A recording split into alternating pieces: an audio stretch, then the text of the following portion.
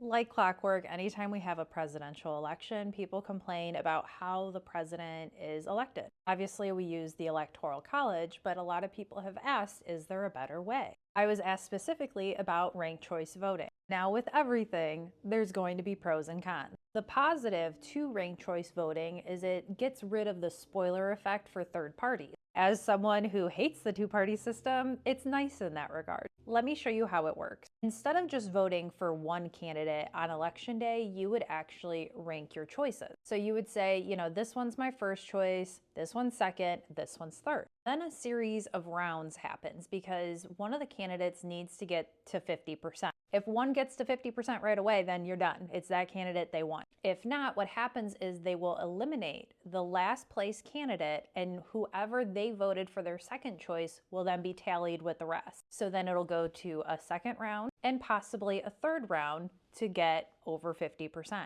Now, here's the thing. As a market researcher, this is one of the best survey methods to get accurate research. But here's a downside. A lot of people are not going to understand how to do this exactly. So if they do something wrong, like accidentally put 2 first place or only put in 1 bubble, their whole ballot could be disqualified. This also could take weeks to actually count the votes. Now, I just want to give a little bit of background information of why so many people are frustrated with how the president is elected and, looking for alternative ways. I highly recommend reading or listening to this book. I wish this was actually a school requirement. I just read it this last year and I loved every bit of it. So it's the summer of 1787 and it goes through like the founding fathers, how they created our Constitution. The Electoral College is based off of how our Congress is run. Just remember that Congress is made up of the House of Representatives and the Senate. And I promise all of this will make sense in a little bit. The founding fathers had a huge challenge because small states wanted to have their voice heard, and big states obviously wanted their voice heard and didn't want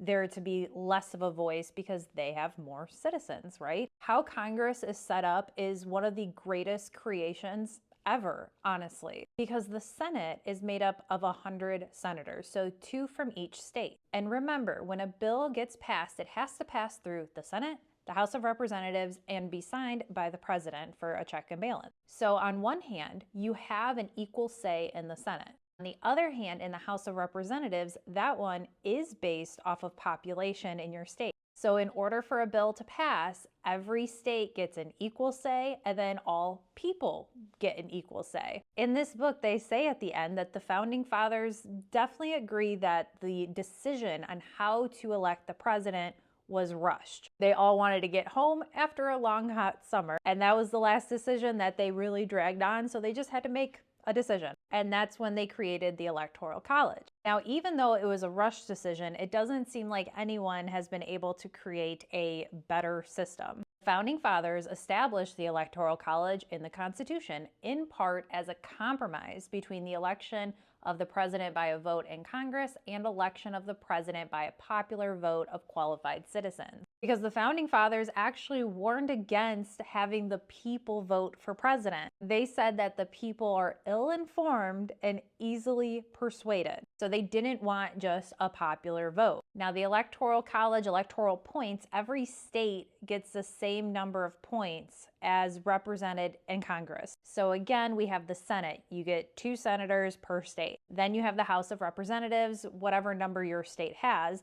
Those 2 numbers get added together. That's how many electoral points your state has. So while it might not be a perfect system, it is kind of based off of the perfect, imperfect system of Congress. Now, here's my personal opinion. I don't think ranked choice voting is the absolute way. I think this country would be way better off to focus on education. A lot of people do not know their rights because we're not taught our rights. When I was in school, we were taught what the Constitution and what the Bill of Rights are, but we never read them. And we need to learn how to research candidates better and not listen to the propaganda. So research number 1 and better education is a huge thing. I think that would help us. And number 2, we need to stop with the party loyalty. We should be going in and just voting for what candidate is going to make our lives better and make our country better. And that might not always be a Republican or a Democrat. And we let the fear of a spoiler hold us back